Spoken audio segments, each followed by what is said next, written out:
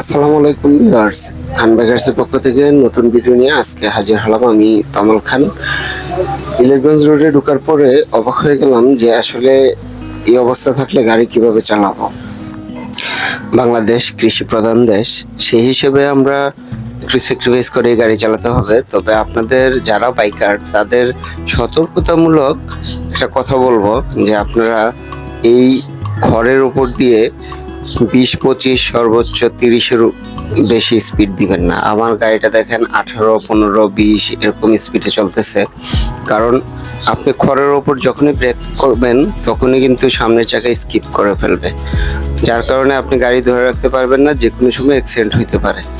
So আমরা প্রত্যেকটা জায়গা, প্রত্যেকটার পরিবেশের উপর নির্ভর করে আমরা গাড়ি চালাবো, সেই জিনিসটাই আপনাদেরকে দেখাচ্ছি। আর খড় কত বড় একটা দুর্ঘটনার জায়গা সেটা আপনি গাড়ি যখন চালাবেন তখনই বুঝতে পারবেন।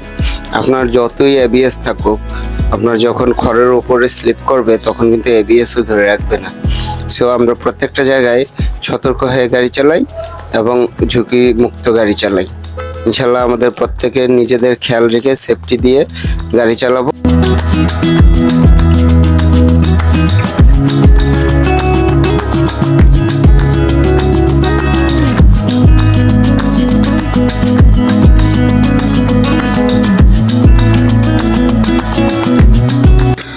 এমন সুন্দর সুন্দর ভিডিও নিয়ে আপনাদের মাঝে হাজির হব। আজকের মতো এখানেই বিদায় নিলাম। ভালো থাকবেন, সুস্থ থাকবেন, নিরাপদে রাইড করবেন। আজকের মতো বিদায় নিচ্ছি। আল্লাহ হাফেজ।